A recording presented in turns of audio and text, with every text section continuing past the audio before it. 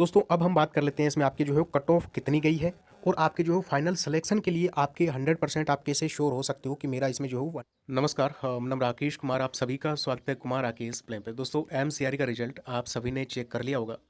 देखिए इस वीडियो में हम बात करने वाले हैं एक तो आपको कट ऑफ को लेकर कि आपके जो कट ऑफ जो है वो कितनी रही है, किसका फाइनल सिलेक्शन होगा, ठीक है, इसके बारे में बात करेंगे। क्योंकि प्रेजेंट आपके जो है वो 16 गुना कैंडिडेट्स एंड आपके 8 गुना कैंडिडेट्स के लिए जो है वो आपकी प्रोविजनल रिजल्ट जो है जारी किया गया है। यानी अब भी जो है वो आपके 16 कैंडिडेट एक पोस्ट के लिए जो है वो भागीदार हैं, या फिर हम कह सकते हैं कि अब भी आपके रेस में जो है वो 16 कैंडिडेट या फिर कुछ पोस्ट पे 8 कैंडिडेट एक पोस्ट पे जो है वो कंपटीशन में, ठीक है। इसी के साथ में यानी कि सिलेक्शन तो किसी एक का होना है, बाकी जो 15 है वो घर बैठेंगे। तो इसके बारे में बात करेंगे जिससे आप श्योर हो सको कि मेरा सिलेक्शन इसमें 100% होगा, ठीक है। इसके बारे में हम बात करेंगे, चाहे किसी भी पोस्ट से आपने फॉर्म भरा है।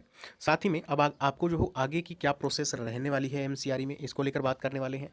और आपके जो है वो इसमें चॉइस फिलिंग को लेकर भी इस वीडियो में बात करेंगे। तो वीडियो आपके लिए काफ़ी इंपॉर्टेंट रहने वाला है। देखिए दोस्तों, पहली बात तो ये है कि आपका अगर नंबर आया है तो जिनका लिस्ट में नंबर आया है वो कमेंट में अपनी पोस्ट का नाम, category, total number of post आपकी कैटेगरी में कितनी है, ये आप ज़रूर से मुझे जो है कमेंट में बताएं, जिससे जो है वो मैं भी आपके लिए specially analysis for final cut off के ऊपर जो है बना सकूं। यानी आपका उस पोस्ट पे उस आपकी कैटेगरी में हो पाएगा कि नहीं हो पाएगा, ये चीज़ मैं आपको आगे बताने भी वाला हूँ कि ये चीज़ मैंने आपसे क्यों मांगी है, ठीक है। चलिए अब हम बात कर लें सीधा सा कि अब आपकी आगे क्या रहने वाला है। तो देखिए पोस्ट प्रेफरेंस आपके से जो है वो भरवाई जाएगी, लिंक एक्टिव हो जाएगा। जब आप लॉगिन कर लोगे तो वहाँ पे आपको जो है पोस्ट प्रेफरेंस का लिंक दिखेगा, ठीक है।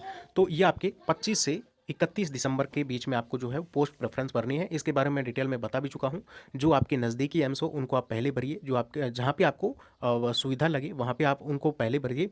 बाकी जो है वो भरना तो सभी को है, लेकिन जो आपको अच्छा लगे उसको जो है पहले प्रेफरेंस आपको देनी है। बाकी ये नहीं है कि भी आप जो है वो किसी और एम्स को भर दिया पहले तो फिर हमें जो है वो इसमें सिलेक्शन में दिक्कत आएगी क्या, ऐसा कुछ नहीं है। आपका बात यही है कि आप अपने अकॉर्डिंग जो है वो प्रेफरेंस भर दें, जिससे आप जो एम्स चाहते हो उसमें आपका जो है वो सिलेक्शन हो जाए, ठीक है। वैसे तो लास्ट एंड फाइनल जो एम्स होगा, सबसे कट ऑफ जिस एम्स की रहेगी उसमें आपका नंबर आ ही जाएगा, ठीक है, अगर आपके उतने मार्क्स है तो, ठीक है दोस्तों। ये नहीं है कि भी जो कुछ मतलब हमने कोई अलग भर दी इसलिए हमें एम्स नहीं मिला।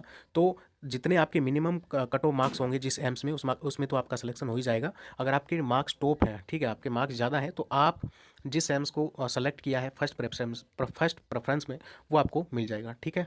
बाकी आप उसके बाद में आपका जो स्किल टेस्ट रहने वाला है, जिन पोस्ट पे स्किल टेस्ट है, और वरना आपका डायरेक्ट जो है डीवी की डेट्स आपको जो है दे दी जाएगी। यानी जल्दी आपकी जो है वो ये प्रोसेसिंग अब जो है कंप्लीट होने वाली है। अब अगर हम बात कर लें वैसे तो आपका फिर जस्ट फाइनल रिजल्ट जो है जारी कर दिया जाएगा, ठीक है।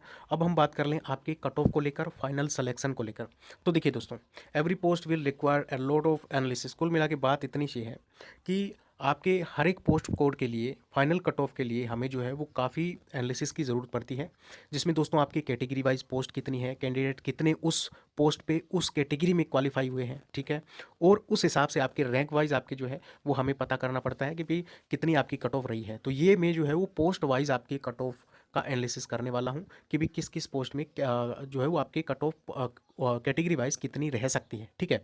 इसीलिए मैंने आपसे जो है ये मांगा है कि आपका जो है वो कितनी पोस्ट है, आप अगर मुझे बता दो कमेंट में आपकी कैटेगरी में, और आपकी जो है वो रैंक कितनी है, ठीक है, और जो है वो उसमें टोटल पोस्ट कितनी है। ये चीज़ अगर आप मुझे कमेंट में बता दो तो मैं आपको ये दोस्तों अब हम बात कर लेते हैं इसमें आपकी जो है कट ऑफ कितनी गई है और आपके जो है फाइनल सिलेक्शन के लिए आपके 100% आप कैसे श्योर हो सकते हो कि मेरा इसमें जो है वो 100% फाइनल सिलेक्शन जो है वो हो जाएगा, ठीक है। क्योंकि अभी काफ़ी सारे कैंडिडेट जो क्वालिफाई किए गए हैं, तो इसमें अगर ज़्यादा मार्क्स है तो आप वैसे श्योर हो सकते हो। बाकी आपको एनालिसिस भी इसके लिए करना पड़ेगा और मैं खुद आपके लिए ये एनालिसिस करने वाला हूँ। देखिए इसीलिए मैंने वो आपसे डिटेल मांगी थी कि आपने किस पोस्ट से जो है वो आपका नंबर आया है, आपके मार्क्स कितने हैं, कैटेगरी कौन सी है और कैटेगरी में कितनी पोस्ट है आपकी, ठीक है। ये आप ज़रूर मुझे कमेंट में बताएं।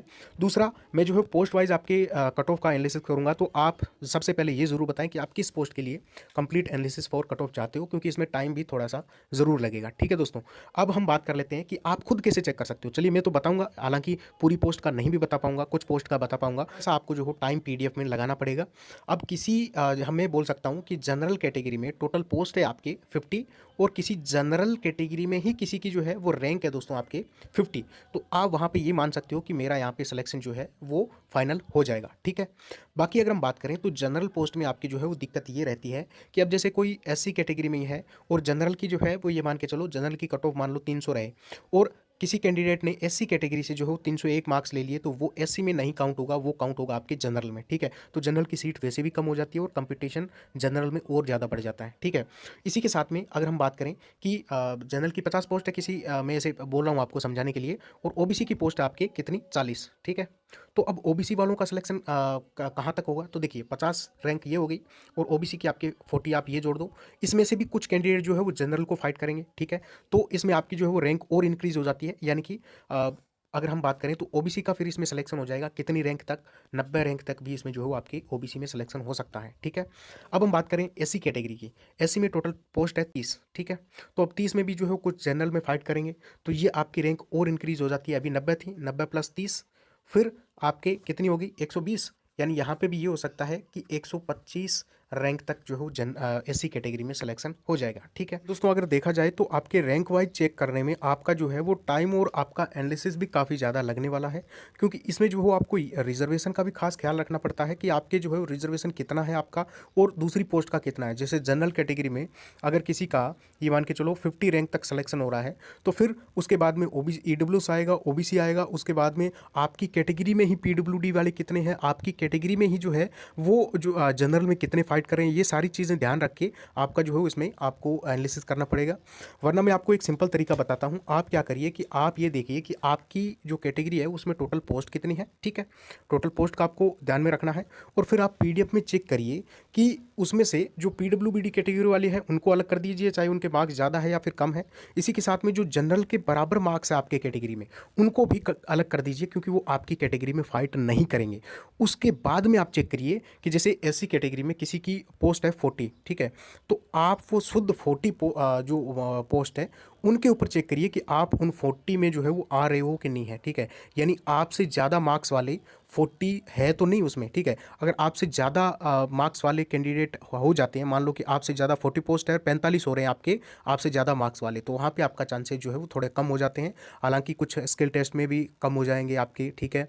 आप जो है वो थोड़ा सा इस टाइप से एनालिसिस कर सकते हो जिसमें आपके थोड़ा बहुत आप जो है वो इसमें कन्फर्म हो सकते हो अभी भी, ठीक है। थोड़ा बहुत क्या आप 100% कन्फर्म हो सकते हो इसमें, इस टाइप से अगर आप चेक करो तो। बाकी आप जो हो रैंक वाइज भी देख सकते हैं, ठीक है दोस्तों। ओके, थैंक यू, नमस्कार, मिलते हैं नेक्स्ट वीडियो में।